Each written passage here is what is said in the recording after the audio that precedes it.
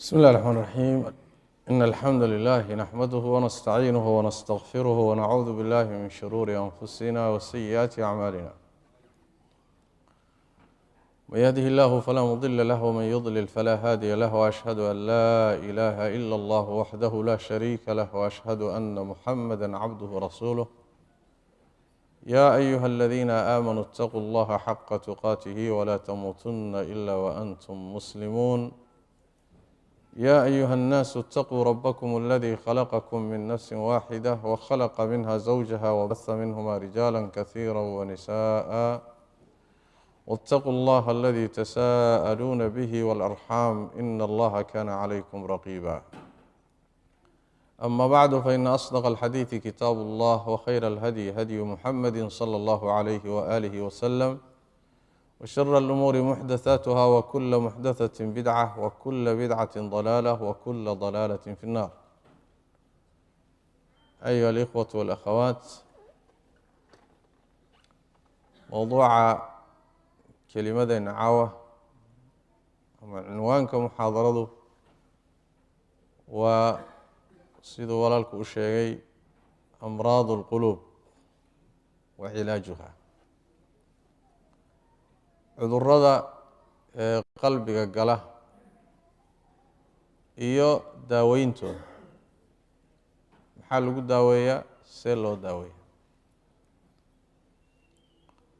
waa mowduuc runtii aada muhiim u ah aadna aan ugu baahannahay dhammaanteen lianna meeshuu ku saabsan yahay ee uu ka hadlayo baa waxay tahay meel aada muhiim u ah waa xarunta jidhka wey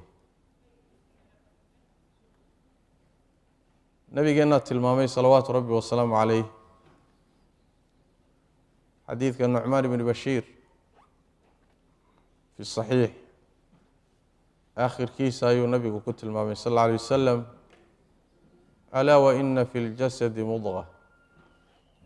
idaa salaxat صلح الجسد كله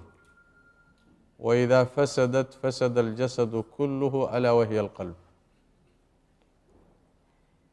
شirka ibni aadamka waxaa ku jira buu nebigu sal lla alay wasalam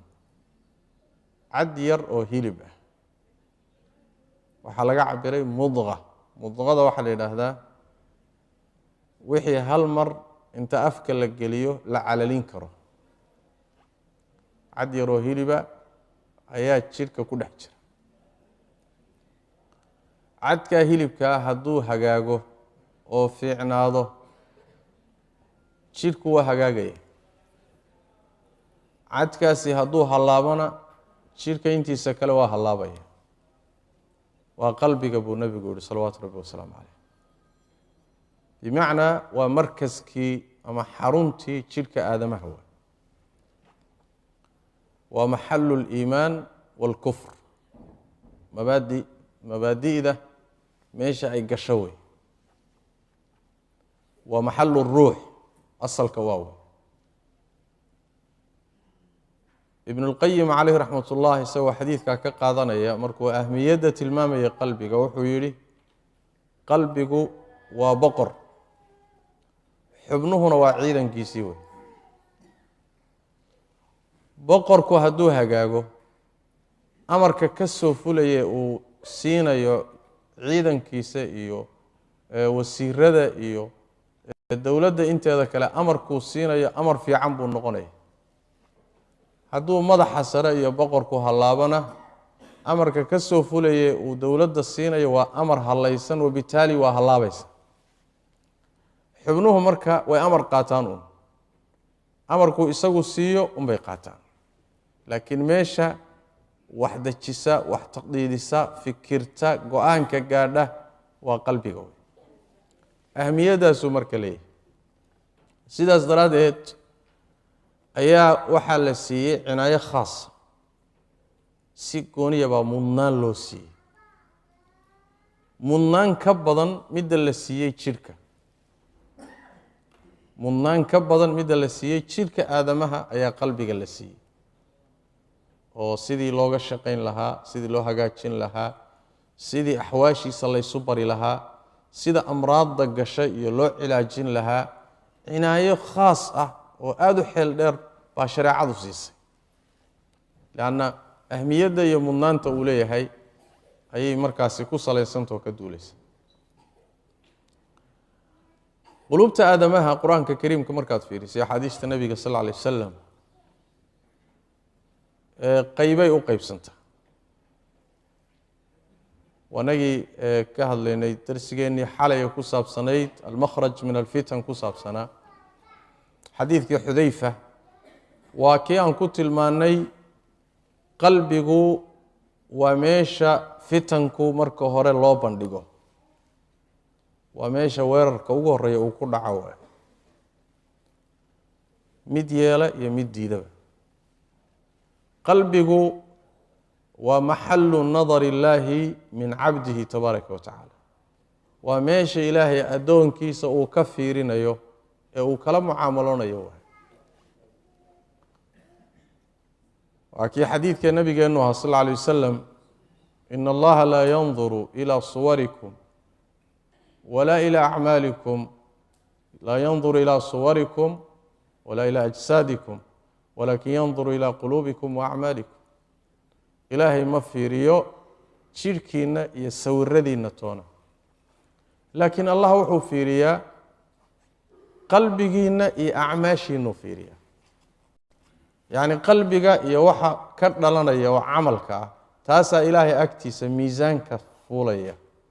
laakiin ruuxa jidhkiisa ma xoog badan yahay ma tabar yar yahay muxuu ahaayey ma suuradiisu ma quruxsan tahay ma foolxun tahay ma dheer yahay ma gaaban yahay ilaahay miisaankiisa waxba kuma aha dhankaa lagama fiiriyo laakiin waxaa la fiiriyaa maxaa qalbigiisa ku jira maxaase ka dhashay oo xubnuhu sameeyeen oo acmaasha ah taasaa ilaahay fiiriyaa tabaaraka wa tacala marka ahmiyad aada u weyn buu marka leeyahay addoonkana waxaa looga baahan yahay inuu mudnaanta uu leeyahay uu qalbiga siiyo qalbigu mudnaanta uu leeyahay salafku waxay dhihi jireen ridwaan ullaahi calayhim maanaan ka zuulin inaan quluubtannada cilaajinayno oon la dadaalayno oon ku mashquulayno oo aanu muxuu ahay wahaakada camal kasta oo uu ruuxu qabanayo wuxuu u noqonayaa waxa qalbiga ku jira carabkaagu wuxuu samaynayo waxaa lagu miisaamayaa oo u laabanayaa maxaa qalbiga ku jira niyadda uu hadalkaasi ku soo baxay maxuu ahaa xubnaha kale waxay sameeyaan waxaa dib loogu celinayaa maxaa qalbiga ku jiray oo xubnahani ay ku sameeyeen shaygan saas daraaddeed baa xadiidkii jaliilka ah waa kii nabigeenu sal lla alay wasalam inama alacmaalu binniyaat camal oo dhan niyadu u noqonaya camal oo dhan niyaduna waa camalu min acmaali اlqalbi waay acmaasha quluubta mid ka mida weeye niyadu iyo maqaasidu sidaas daraaddeed arrintaasi waxay tilmaamaysaa quluubta iyo ahmiyadda ay leedahay mar hadday sidaas tahay waa in marka la siiyo qadar ku filan oo mudnaana in la siiyo waay oo la barto quluubta jidhka waa naqaanaa dabacaddiisa waa naqaanaa wuxuu u baahan yahay waa naqaanaa maxaa dhibaato u geysta waa naqaanaa hadduu jirrado xaggee lala aadaayo yaa daaweeya waa naqaanaa muxuu ahaayey hadday dhibaato ku timaado see loola tacaala waa naqaanaa laakiin jidhka qeybta ugu muhiimsan oo qalbiga iyo ruuxdii ah wax badan kama naqaano wabitaali waxay u baahan tahay in laga barto waxyiga rabbi tabaaraka wa tacaala oo axaadiista nebiga qur-aanka kariimka iyo axaadiista isugu jira markaan u laabanno qur-aanka iyo axaadiista nebiga sal alla alay wasalam waxaa inoo soo baxaysa quluubtu xaaladaha maraya marka la fiiriyo qaybay noqotaa oo qur-aanku ku tilmaamay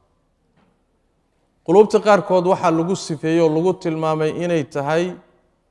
quluub ama qalbi meyd oo bakti ah qalbi meyd ah oo bakti ah ruuxii lahaa waa ruux naftii aadamuhu ku jirto waa shaqaynhayaa waa ordayaa waa xamaalahayaa muxuu ahaay waa yani waa tabcahayaa ruuxii waaka waa ordahayaa laakiin qalbigiisu waa meyd waana bakti Allah tabaaraka wa ta'ala quraanka kariimka ah ayuu meelo kamida ku tilmaamay rabbi wuxuu yiri wama yastawi al-ahyaa'u wala al-amwat kuwa baktiga ee meydka ah iyo kuwa nool ma sinna waxa laga wadaa kuwa quluubtoodu nooshahay oo iimaanka ku nooshahay oo khayrka ku nooshahay iyo kuwa quluubtoodu meydka tahay oo iimaanku uusan gelin labadaasi ma sinna bimaana la yastawi al-mu'min wal-kafir wa kala kafirka meyd ma loogu magacaabay li'annahu mayyitul qalbi wa mu'minkana hayy waxa loo yiri li'anna hayatada kala dhaxaysa xayawaanaadka iyo noolaha dhan taa laga ma hadlayo marka waa hay'ata khaasa wa hayatul qulub hay'ada qulubkana hayatada qulubkana asal waxa uu amaadada noolaysa waa iimaanka marka qulubta qaarkood waa qulub mayita waa qulub bakhti ah oo aan noolayn takala ayada kale mid cabiraysa rabbi ilaahi tabaaraka wa ta'ala aw man kana maytan fa ahyaynah cid bakhti ahayd oo aan noolaynay waja'alna lahu nuran yamshi bihi fi an-nas kaman mathaluhu fi adh-dhulumati laysa bi kharij minha markii hore bakhti buu ahaa kadibna waa la nooleeyay macnaha waxa laga wadaa gaal buu ahaa qalbigiisu meyd yahay iimaan baa la geliyay qalbigiisi waa la nooleeyay kadibna nuur baa la siiyay wax ku kala saaro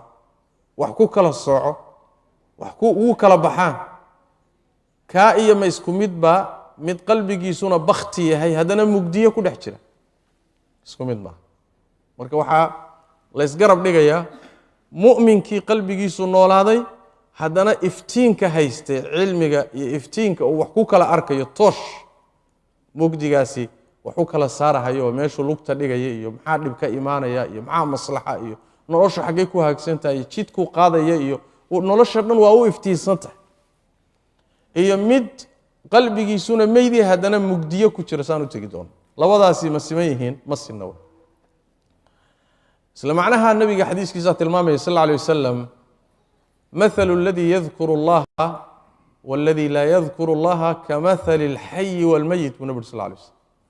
روح إلهي حصية يكأن حسين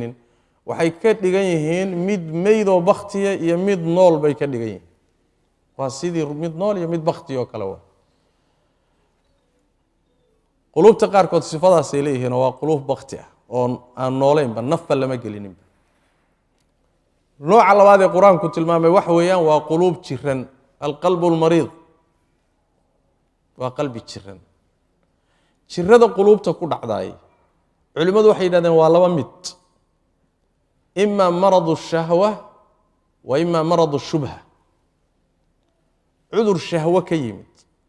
ama cudur shubha shubhada wax la yiraahdaa waa wax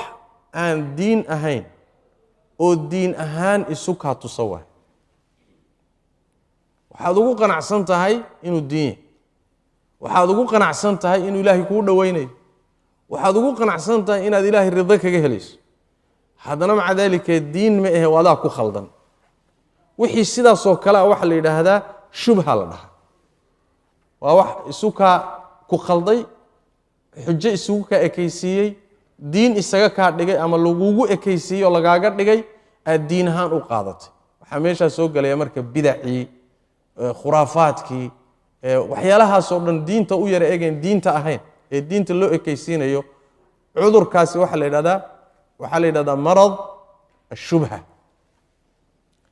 nooca labaad waa maradka loo yaqaano marad ashahwa shahawaadka waa waxyaalaha naftu jeceshahay waa adduunyada shahawaadka xoolaha shahawaadka milkiga iyo boqortooyada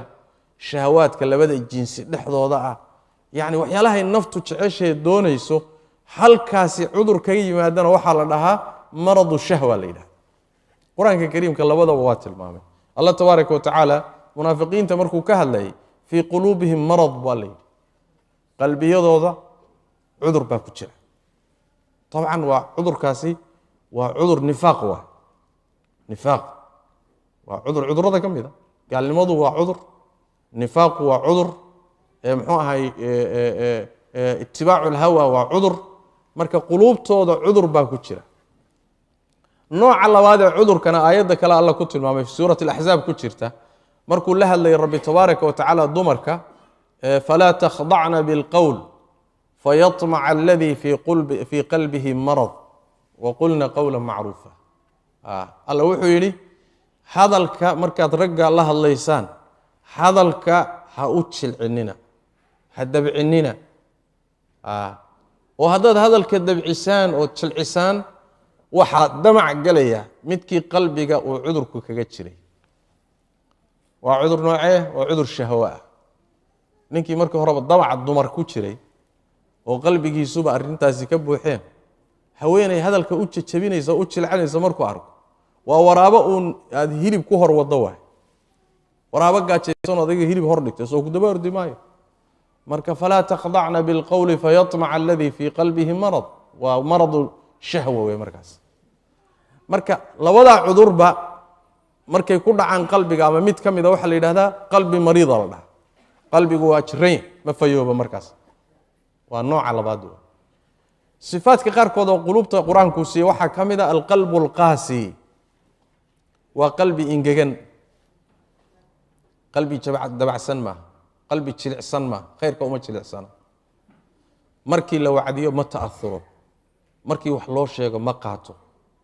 markuu cilmi maqlo kuma intifaaco waxba iskama bedelaan meeshiisii buu taagan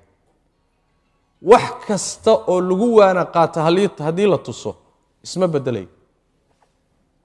aayaadka ilaahay ee bedelo quluubta ama aayaadka kowniga ama aayaadka tanziiliga ah oo quluubta saamayn weyn ku leh isaga ma saamaynayso meeshiisii buu ka joogaa waa geedkaa biyaha ku dhex ingegay waay wax kasta adugu sheeg ilan sideedaba dhirta iyo noolaha iyo hadduu ingego oo meel biyo la-aana ku ingego cillada uu la ingegayna ay tahay biyo la-aan wuxuu u baahanya inuu biyo helo markuu biyo heloba waa qoyaya laakiin maadadii qoynaysayba dhexdeedii hadduu ku ingego ingejiso waxaa rajo laga qabaa inuu dib u qoyahay rajadeeda ma jirto marka waa ruux ingegi wey waa qalbigiisii waa ingegi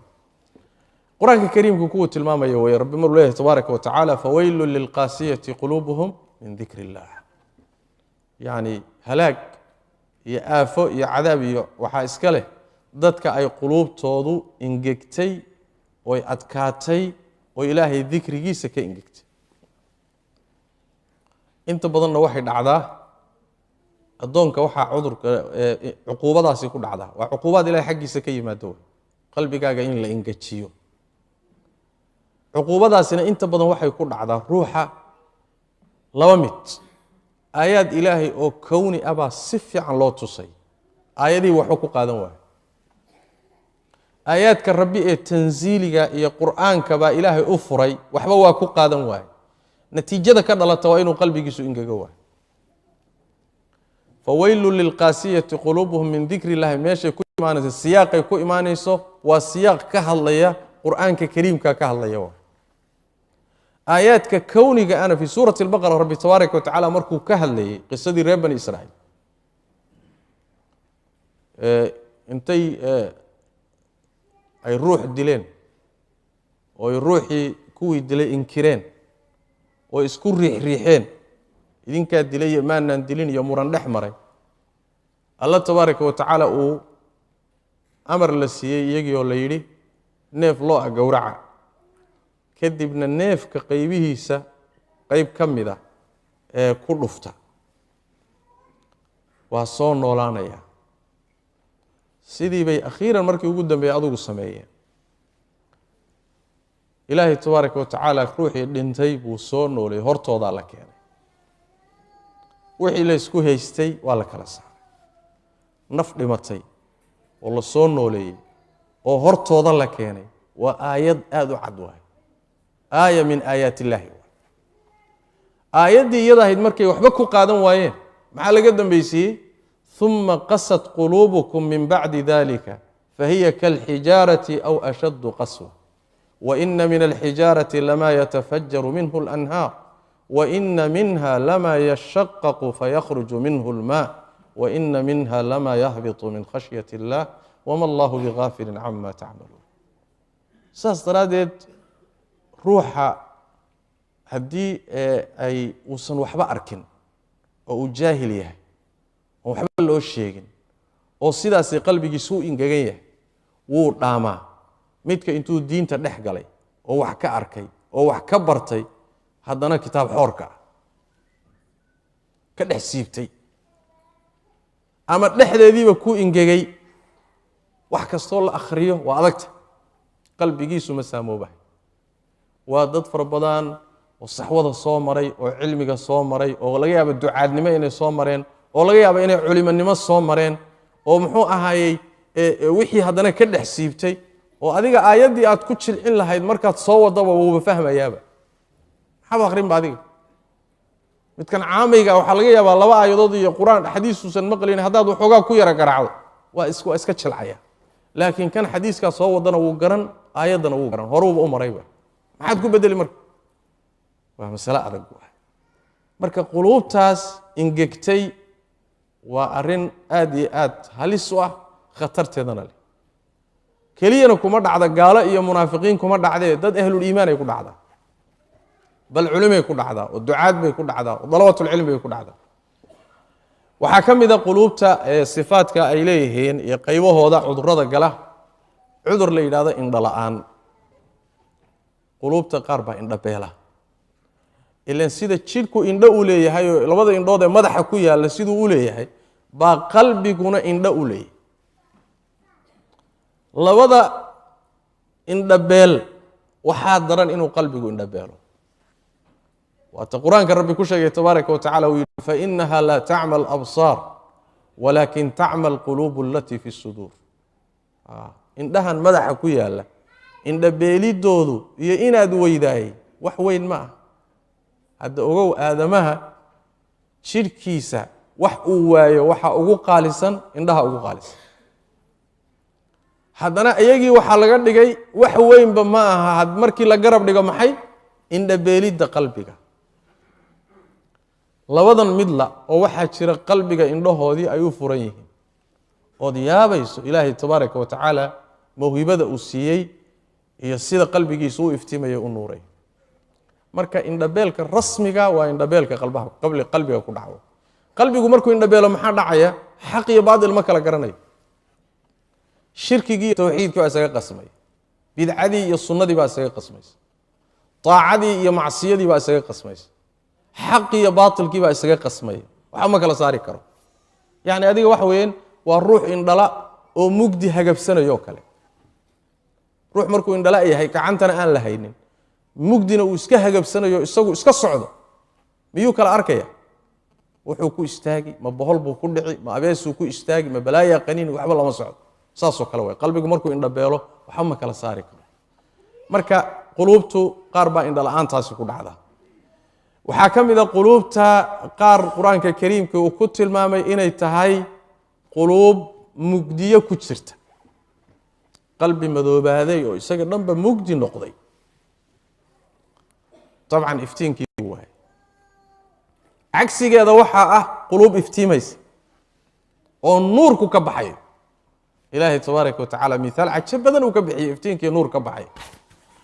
quluubtaasi mugdiga ku jirtaay qur-aanka kariimka markuu tusaalaynayay rabbi tabaaraka wa tacaala wuxuu yidhi aw ka dulumaatin fii baxrin lujiyin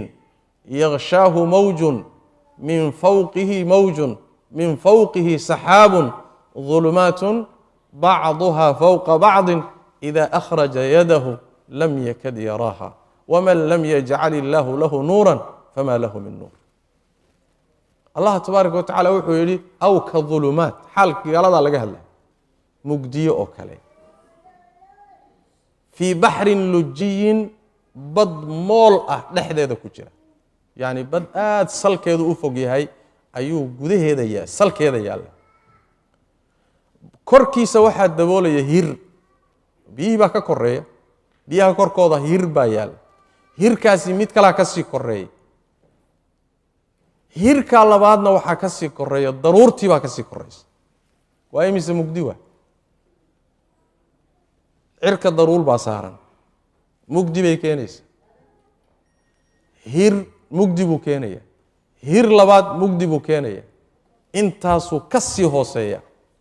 markaasaa rabbi wuxuu ka cabiray idaa akhraja yadahu lam yakad yaraaha gacantiisa hadduu bixiyo sidaa dhaho maba arki karaba ma sigayo inuu arko ma arki karo gacantiisa jirkiisii qaybo ka mida ma arkahay meeshaasi marka waxaa la cabirayaa gaalka qalbigiisu inuu yahay qalbi mugdiyo ku dhex jira intaasoo hal mugdi keliya maaha mugdiyo fara badan shirkigii jahligii intaasoo mugdi baa qalbigani ku jira waxaa cagsigiisa ah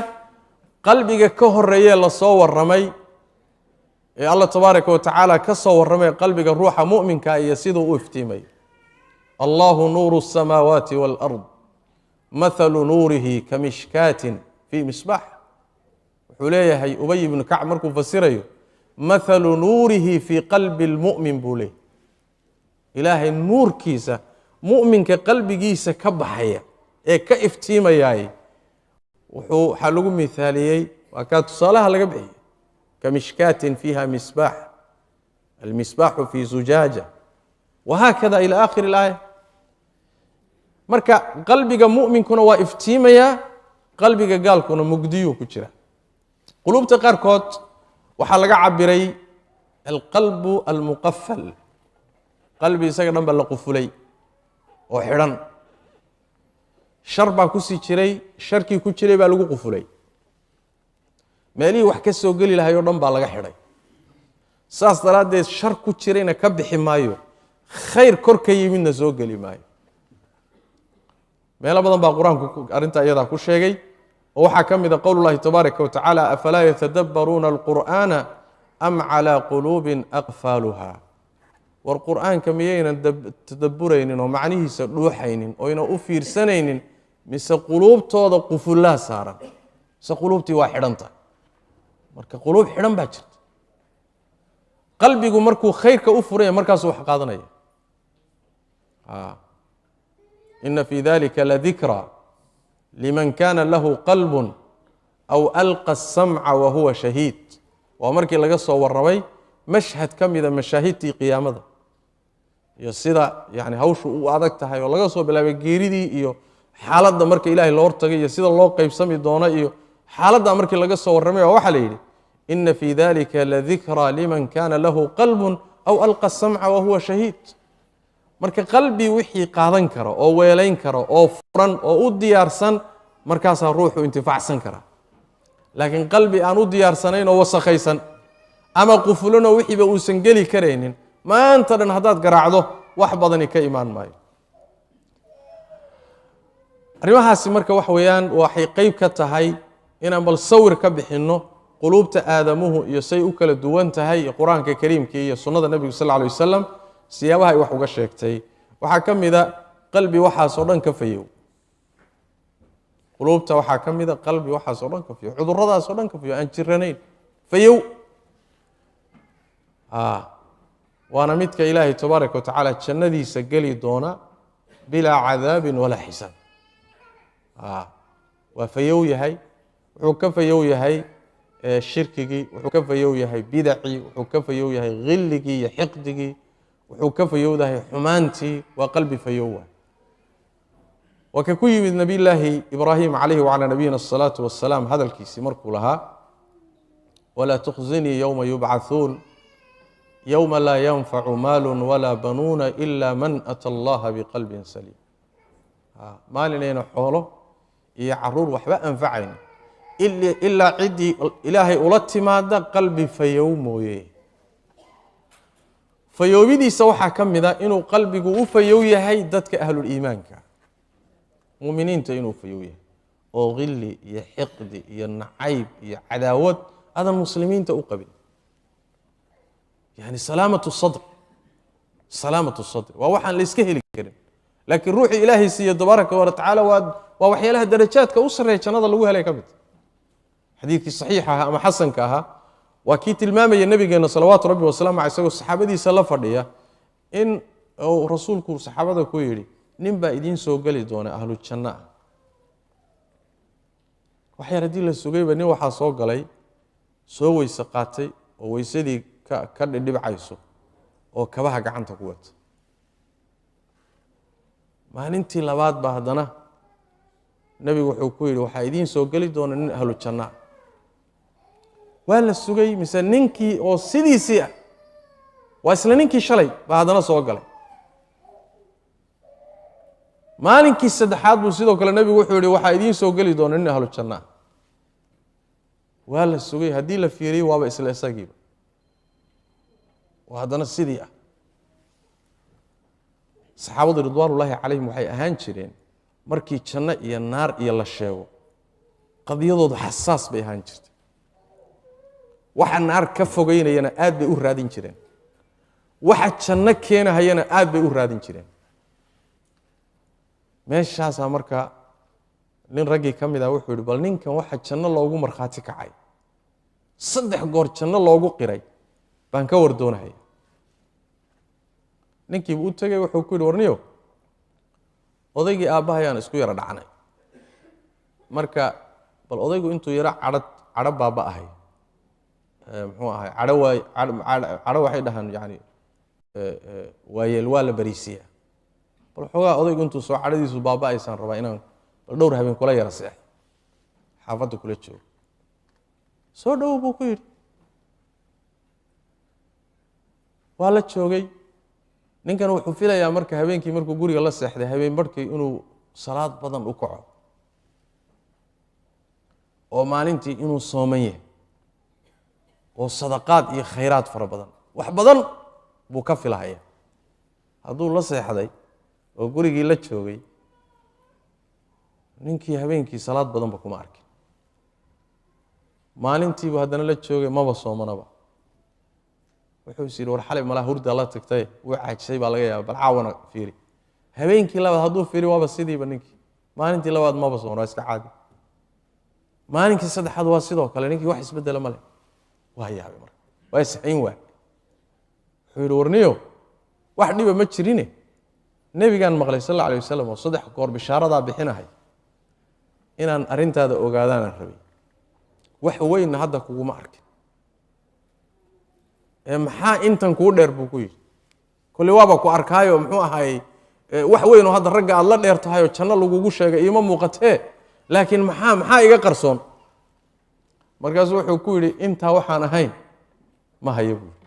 allahuma hadday ka tegi weydo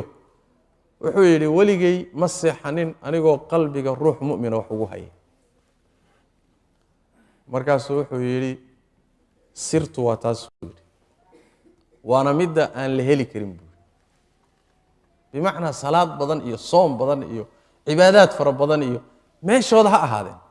laakiin qalbi fayow oo muslimiinta u fayow oo khayrka la jecel oon cuqdad u haynin oon cadaawad u haynin oo kii dhibaato u geystay iska saamaxa oo cafiya qalbi noocaas adiga ma iska heli karta quluubteenna hadda haddii la dilaaciyo imisaa loogu tegi lahaa aafaad iyo balaaye iyo nacayb iyo xiqdi iyo marka waa midda aan la heli karin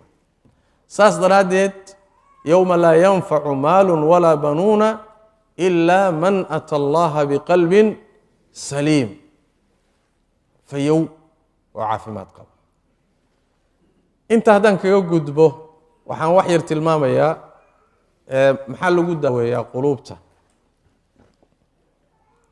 wuxuu u baahan yahay qalbigu sida jidhkaba cinaayo loo siiyo saan sooreba u tilmaanay in qalbigana cinaayo loo siiyo jidhka aadamaha xubin aan u baahnayn in laga dadaalo ma jiro afkaagu wuxuu u baahan yahay inaad daahiriso oo aad cadaydo oo aad dhaqdo oo aad ka warhayso jidhkaagu wuxuu u baahan yahay inaad nadiifiso haddaadan nadiifinin maxaa dhacaya waa soo uraya soo ma marka dambe adigii uu kugu yaalay baaba karaahaysanayaba war waxaan urahaya yaase iga dhah waa jidhkii waa wakadalika qalbigu wuxuu u baahan yahay cinaayo noocaas oo kale haddaan laga shaqaynin oo ruuxa la siiyey uusan ka dadaalin oo uusan nadiifinin oo daahirinin sidaasoo kale ayuu qalbigu u wasaqoobaya wasakoobidiisa iyo dhimashadiisa ilaa heer wuxuu gaadhayaa waa jiranayaa waa wasakoobayaa waa jiranayaa marka dambana waaba dhimanayaaba mar hadduu dhintana dareenkaa ka tegaya jilku hadduu dhinto dareenku kama tago qalbiguna markuu dhinto dareenkaa ka tegaya wada wax kasta akhri waxyaalaha lagu daaweeyey qalbiga waxaa ka mid a muxuu ahaayey aliimaan الصادق ruuxu inuu iimaan dhab la yimaado waxaan soo tilmaanay oon soo sheegnay inuu iimaanku yahay maaddatu xayaati اlquluub quluubta noloshooda maaddada noolaysa waa iimaanka yaa ayuha aladiina aamanuu اstajiibuu lilahi walirasuuli إida dacaakum lima yuxyiikum allah iyo rasuulkiisa yeela oo ajiiba markuu idinku yeedho rasuulku wax idin noolaynaya iimaanka kowka saas daraaddeed aliimaan marka hore qalbiga inuu galo iimaan saxa uu galo oo horta qalbigii nolol helo qodobka labaad ama daawada labaad ee quluubta lagu daaweeyo lagu hagaajiyo waxa weeye alcilmu الnaafic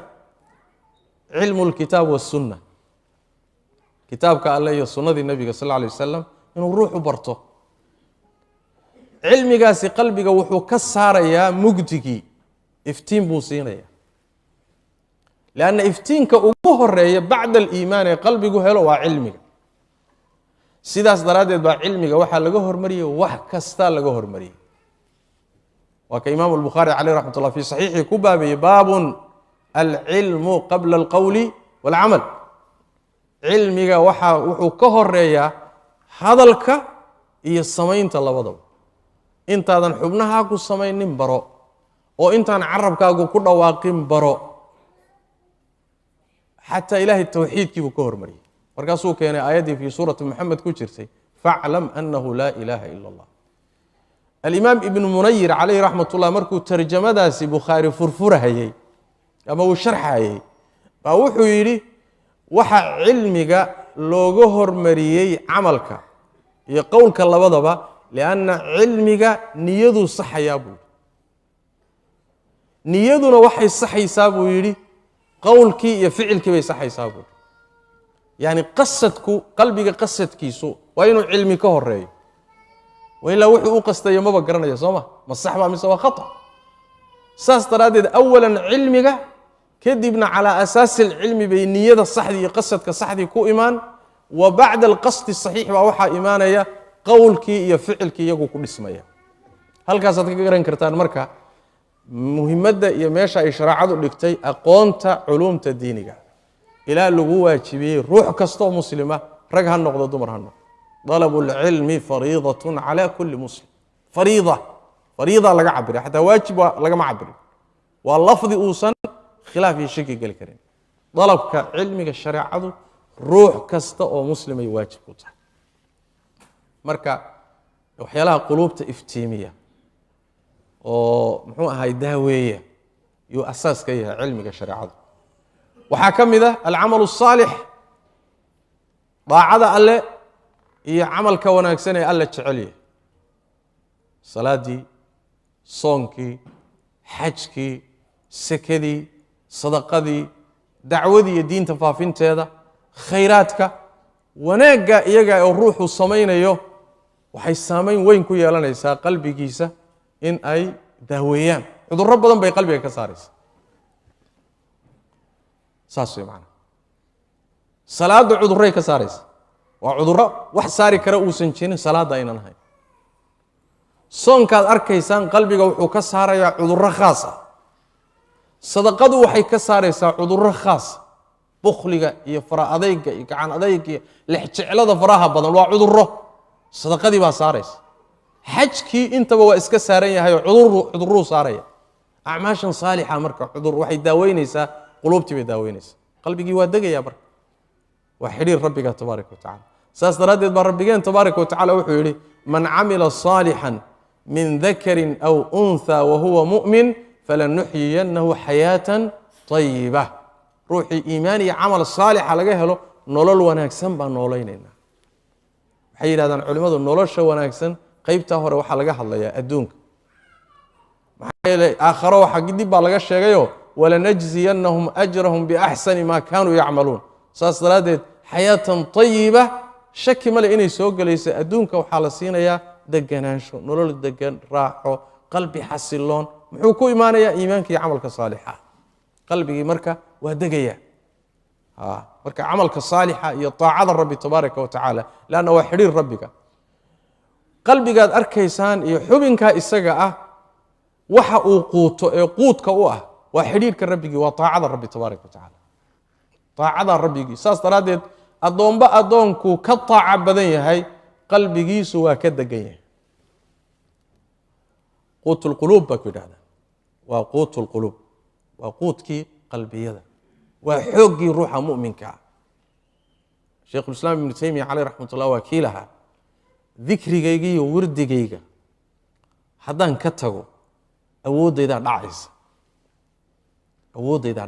yani ruuxaaniyaadka ruuxu wuxuu ku dhisan yahay awooddiisu yani waxa weye dikriga rabbi tabaaraka wa tacaala iyo waxaan dhihi lahaa acmaasha saalixa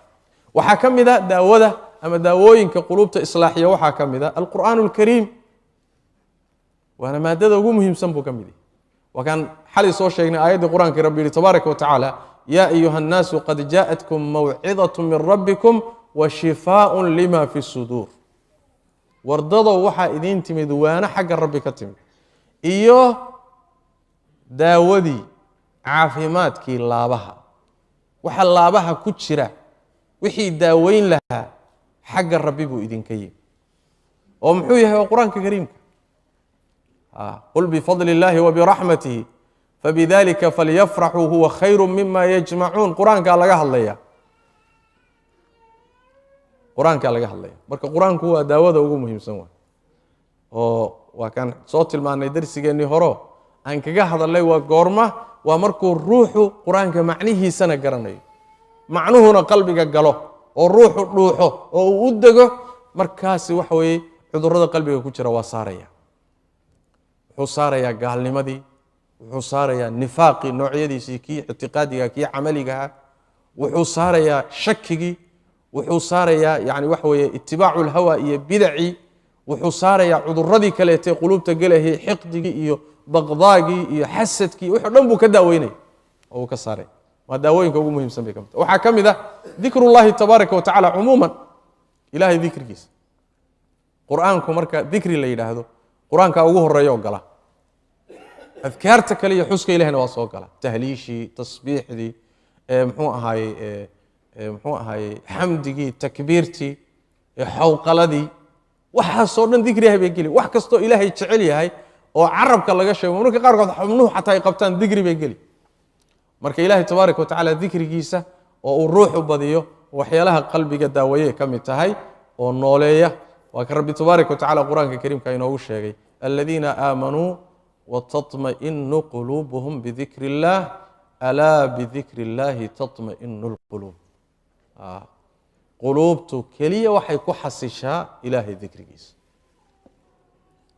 xoolo kasta haddaad siiso qalbigu kuu degi maayo adduunka ad arkaysaan oo dhan haddii laguu uruuriyo qalbigaagu ku degi maayo laakiin ilaahay dikrigiisa iyo xuskiisa iyo xidhiirhkiisa ayaa quluubta xasilisa buu rabbi ilahi tabaraka yaa quluubta ku xasila alaa bidikri illaahi tatma'inu lquluub noloshani cidhiidhi bay kugu noqon haddaadan qalbigaagu ilahay ku xidhnayn tabaaraka wa tacaala saas daraaddeed baa liibaan aakharo iyo liibaan adduunyo labadaba adduunkana inaad yacni dhib la-aan iyo nasiino iyo xasilooni iyo raaxo qalbi iyo kaga baxdo aakharana inaad liibaantii weynayd u tagto damaanadeedu waxa weeyaan inaad ilaahay dikrigiisa ku tacalluqdo tabaaraka wa tacaala oo wax walba ka khayr badan sida meelo badan qur-aanka iyo sunnadu ku tilmaamaya waxaa ka mid ah muxuu ahaayey alikhaar min dikri alaakhira mowdka iyo wixii ka dambeeya xusuustooda inuu ruuxu badiyo qalbigani kullamaa adduunyada uu ku foofo oo damaciisu dheeraado oo amalkiisu dheeraado oo uu yidhaahdo dhiman maysid oo 20 sano 30 sano 50 sano istiraatiijiyadooda iskaga talagalo qorshe iska dejisto waxyaalaha wuxuu ka mid yahay sii lugoynayay ka mid tahay laakiin hadduu amalka soo gaabiyo oo uu ruuxu yidhaahdo berri baad dhiman kartaa caawa lagu imaan karaa xisaabaadkiisu waa isbedelayaan dhaqankiisuna waa isbedelaya qalbigiisuna waa isbedelaya saas daraadeed caawa haddii dal lagu yimaado lagu dhaho bita'kiid berri meeshii lagu gaadho 8 subaxnimo waad dhimanaysaa caawa maxaad samayn lahay maxaad samayn lahay shaki ma laha waxaa laga yaabaa xataa guriga inaadan aadeen meeshan masaajidkan sujuudaad sujuudo inuu lagugu imaan laha maxaa keenaya marka waxaa keenaya علشان وحويان وقتيا دير يا أمل كان دير اسكدج ستين وحبا كتشرين أيا وحبا نخربها أو قلبي قاعد يخربها أو طاعة دي يخربها أو آخرة دي يخربها صوت قابي مرك وحد بدي صح حسوس تجيري ده بدي صوت دوي والنبي صلى الله عليه وسلم أكثروا ذكر هذه من اللذات